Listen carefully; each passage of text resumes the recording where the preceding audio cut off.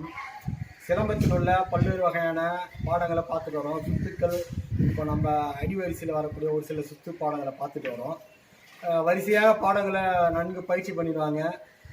இது போன்ற சிலம்ப பாடங்களை தொடர்ந்து பார்க்கணும்னா என்னுடைய வீடியோவை சப்ஸ்கிரைப் பண்ணி பெல் அழுத்தினீங்கன்னா உங்களுக்கு தொடர்ந்து இந்த பாடங்களை கிடைச்சிக்கிட்டே இருக்கும். இது மட்டும் இல்லை, தமிழுடைய பாரம்பரிய தற்காப்பு கலையில் வரக்கூடிய குத்து வரிசை, பொடிக்குச்சி, மடு, சுருள் இப்படின்ற பாடத்தை நான் பின்வரக்கூடிய வகுப்பில் தொடர்ச்சியாக கொடுக்கலான்னு முயற்சி பண்ணிட்டு வரேன். அதனால் இந்த பாடங்களை நன்கு பயிற்சி பண்ணால் தான் உங்களுக்கு அது போன்ற பாடங்களும் வரும் அப்படின்னு சொல்லிக்கொண்டு இதை நன்கு பயிற்சி பண்ண சொல்கிறேன். தமிழுடைய பாரம்பரிய கலைகளை சிலம்பம், குத்து வரிசை இதை ரெண்டுத்தையும் நீங்கள் நன்கு பயிற்சி பண்ணிட்டீங்கன்னா மீண்டும் மீண்டும் நான் சொல்லக்கூடிய கருத்து, உலகத்தில் வேறு எந்த கலையாக இருந்தாலும் அதில் நம்மளுடைய பாடத்துடைய தாக்கம் கண்டிப்பாக இருக்கும். அதுக்கு என்னால் தெளிவாக விளக்கம் கொடுக்க முடியும். ஏனென்றால் இன்னைக்கு சிலம்பத்தை சுற்றுறவங்க ஒரு சில போட்டியில் கலந்து கொள்வதற்காக ஒரு 3 மாதம் 6 மாதம் பயிற்சி பண்ணிவிட்டு நாங்கள் சிலம்பம் செய்வோம் அப்படின்னு சொல்லிக்கிறாங்க. அது மட்டும் விளையாட்டு கிடையாது. சிலம்பத்தில் ஆரம்ப கட்டத்தில், அதாவது அடிப்படை பாடங்கள், ஒண்டி பாடங்கள், கால்மான பாடங்கள், சுத்து பாடங்கள், பாட வரிசை, எதிரி பாகம், கோர்வை, அடிவரிசை, துக்கடா இப்படின்னு ஏகப்பட்ட பாடங்கள் இருக்குது. நான் ஒவ்வொரு வகுப்புலையும் நான் சொல்லிக்கிட்டு இருப்பேன். இந்த பாடங்கள்லாம் கற்றுக்கணுன்னா பல வருடங்கள் பிடிக்கும். அதுக்கு அடுத்தபடியாக என்னென்னா, எல்லா பாடமும் ஒரே ஆசிரியர்கிட்ட கிடைக்காது. ஒவ்வொரு ஆசிரியரும் தனிச்சிறப்பு உண்டு. நாகம்பானையில் ஒரு சில ஆசிரியர் மிக தேர்ச்சி பெற்றிருப்பாங்க, கள்ளப்பத்தில் ஒருத்தர் தேர்ச்சி இருப்பாங்க. இந்தமாரி நம்ம பாடங்கள் பிரிஞ்சு கிடக்குது. அதனால் இனி வருங்காலத்தில் தமிழகத்தில் பல்வேறு பகுதியில் இருக்கக்கூடிய ஆசிரியர்களையும் நம்ம, அதாவது இந்த நவீன தொலைக்காட்சி மூலிமா வர முடியாத ஆசிரியர்களை நேரில் சந்தித்து அவர்களுடைய பாடத்தை கொடுக்கலான்னு உங்களுக்கு அபிப்பிராயம் இருக்குது. அதனால் நீங்கள் தொடர்ந்து நம்மளுடைய வீடியோவை பார்த்துட்டு வரும்போது உங்களுக்கு பலன் கிடைக்கும். இன்றைக்கு சித்தர் பாடல்கள் வரிசையில் அருணகிரிநாதர் அப்படின்ற சித்தரை பற்றி நம்ம பார்க்க போகிறோம். இவரை பற்றி நம்ம நன்கு திருவண்ணாமலையில் ஜீவசமாதி அடைஞ்ச சித்தர்கள் இவரும் ஒரு. திருவண்ணாமலையினாலே ஏகப்பட்ட சித்தர்கள் அங்கே இருப்பாங்க. அதில் சிறப்புக்குரியவர் இந்த அருணகிரிநாதர். நம்மளுடைய பழைய படத்தில் ஒரு முருகர் பாடல் பார்த்துட்டுங்க. முத்தை தரு பத்தி திருநகை அத்திக்கீரை சக்தி சரவணபவ முத்திக்கூறு வித்து குருபர என ஓடும் அப்படின்ற பாடல் வரும். இந்த பாடலை படிக்கிறதுக்கே நம்மளுக்கு வாயில் நுழையாமல் ரொம்ப கடினமான இருக்கும். அந்த காலத்தில் இவ்வளோ கடினமான பாடலாம் மிக சுலபமாக பயன்படுத்தியிருக்காங்க. காலப்போக்கில் இன்றைக்கி நம்ம பேச்சு தமிழில் அந்த இலக்கணத்தை எல்லாமே மறந்து நம்ம சாதாரண உரைநடை தமிழில் இருக்கும். இந்த அருணகிரிநாதர் அவர்கள் 15,000 பாடல்களுக்கு மேல் எழுதியுள்ளார்கள். இது இல்லாமல் கந்தர் அந்தாதி, கந்தர் அலங்காரம், கந்தர் அனுபூதி, மயில் விருத்தம், வேல் விருத்தம் இப்படின்னு பல பாடல்கள் செயல்களை எழுதியிருக்காங்க. இந்த 51 பாடல்களில் கடைசி பாடல் உருவாய் அருவாய், உளதாய் இளதாய், மறுவாய் மலராய், மணியாய் ஒளியாய், கருவாய் உயிராய், கதியாய் விதியாய், குருவாய் வருவாய் அருள்வாய் குகனே அப்படின்ற 51வது பாடல். அதாவது தமிழ் எழுத்துக்களில், பழைய எழுத்துக்களில் 51 அட்சரம் சொல்லுவாங்க. 51 எழுத்துக்கள் இருந்தது அப்படின்னு சொல்லுவாங்க. அந்த 51 எழுத்துக்களுக்கு தான் இந்த மாதிரியான 51 பாடல்கள் அப்படின்ற மாதிரி எனக்கு குரு சொல்லியிருந்தாங்க. இந்த கடைசி பாடலில் ஒரே அந்த பாடல்லே எல்லாமே வரும். எனக்கு தெரிஞ்ச கருத்துக்களை நான் சொல்கிறேன். உருவம் உள்ள இருக்கக்கூடிய, அதாவது இறைவன் என்பவன் உருவமாக இருக்கிறான். அருவுனா மறைபொருளாக இருக்கிறான். உருவாய் அருவாய், உளதாய் இளதாய், உள்ளதுன்றனே இருக்கிற பொருள், இல்லாத பொருளும் அந்த இறைவன் தான். அதுக்கடுத்து மறு அப்படின்ற மலர் ஆகாத முன்னாடி சின்னதாக இருக்கக்கூடியது, அதுவும் அந்த இறைவன் தான். மலர்ந்து வாசம் தரக்கூடிய பொருளாக இருக்கக்கூடிய அந்த இறைவன் தான். மறுவாய் மலராய், மணியாய் ஒளியாய், கதியாய் விதியாய், இந்த விதி எல்லாமே இருக்கிறது தான். இப்படிப்பட்ட இறைவா நீ எனக்கு குருவா எனக்கு அருள் புரி அப்படின்ற மாதிரி அவர் அந்த செய்தியில் கேட்டிருப்பாரு. அதாவது நம்மளுடைய சித்தர் பாடல்களில் ஏகப்பட்ட கருத்துக்கள் இருக்குன்னு மீண்டும் நான் சொல்கிறேன். இது ஏதோ இறை வழிபாடு மட்டும் இல்லை. முன்னாடி இருக்கக்கூடிய திருமந்தத்தில் சொல்லியிருப்பாங்க ஒரு சில கருத்துக்கள், மூச்சு காட்டு எப்படி இருக்குது, இந்த மாதிரி ஏகப்பட்ட தகவல்கள் இருக்குது. ஒவ்வொன்றாக நம்ம பார்த்துட்டு வரோம். இந்த ஒரு பாடலை மட்டும் பார்த்து நீங்களும் வெவ்வேறு சித்தர் பாடல் படித்து பலன் இருக்குன்னு கேட்டுக்கொண்டு, இன்றைக்கு சிலம்பத்தில் உள்ள 3 வகையான அறுப்பு, கடந்த சில வாரங்களாக நம்ம 3 விதமான அறுப்பு பார்த்துனோம். இன்றைக்கு பார்க்க இருப்பது இது முதல்ல சமநிலையில் நின்று பயிற்சி பண்ணுறோம். முதல் சுத்து கீழே வரணும், 2வது விழாப்பகுதி, 3வது தலைகள்.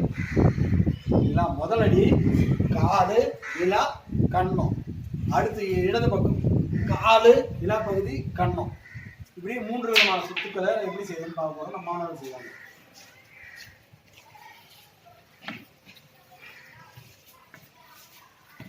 செய்யுங்க.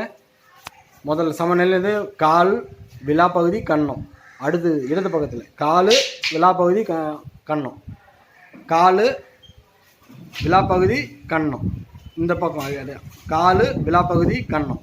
இப்படின்னு சமநிலையில் நின்று பயிற்சி பண்ணணும். 1 2 3 1 2 3 1 2 3 1 2 3.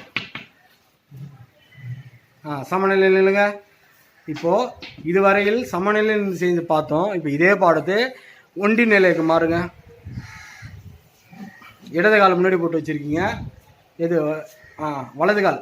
அப்போ வலது பக்கம் சுற்று வரணும். முதல் சுற்று எடுங்க. 1 2 3. காலை ஏற்றி வச்சு சுற்று போடுங்க.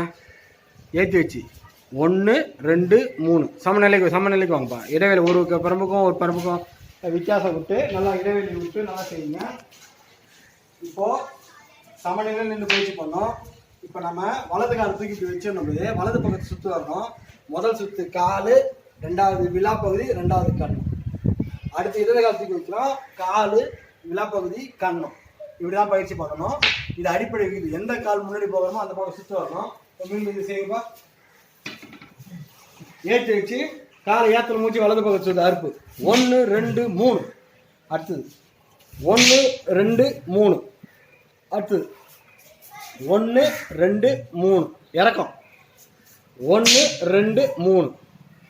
அடுத்து இறக்கம் 1 2 3. சமநிலையில் இல்லைங்க.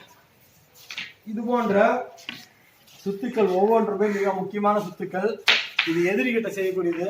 நல்லா கொஞ்சம் பின்னாடி இது வண்டியில் நிற்கிறான். தூக்கு காலை தூக்கு. 1 2 3 1 2 3.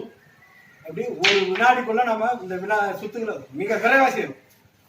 1 2 3 1 2 3 இப்படின்ற மாதிரி இது ஏத்தம். அப்படியே காலை இறக்குறோம். 1 2 3 1 2 3. இந்த போன்ற விரைவாக எல்லா பாடமே எந்த அளவுக்கு விரைவாக நம்ம செய்கிறோமோ அந்த அளவுக்கு எதிரியை விரட்ட முடியும். மீண்டும் செய்யும் பண்ணாடையில் காலை தூக்கி வச்சோன்னே அறுப்பு. 1 2 3. இடது பக்கம் 1 2 3. ஏத்தம் ஏத்தம் இறக்கம் இறக்கம் இறக்கம் சமநிலை. இப்படி ஒவ்வொரு முறையும் ஏறி இறங்கி சற்று ஓய்வு எடுத்து செய்யணும். அடிவரிசைலாம் செய்யும்பொழுது நம்மளுடைய முழு பலத்தையும் செலுத்தி நம்ம இந்த அறுப்பு செய்கிறோம். அதனால் உடல் சீக்கிரமாக சோர்வு அடையும். அதனால் கொஞ்சம் சற்று ஓய்வு எடுத்து மீண்டும் செய்யணும். ரெடி ஆகுங்க. ஒண்டி நிலை ஏத்தம்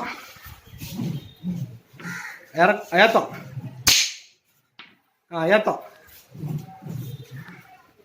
ஏத்தம் இறக்கம் இறக்கம் ஏத்தம் ஏத்தம் ஏத்தம். இதை செய்யும்போது இதை செய்யும்போது ஒரே சமயத்தில் தோப்புக்காரணம் போடுற மாதிரி உட்காந்து இருந்திருக்கிறோம்.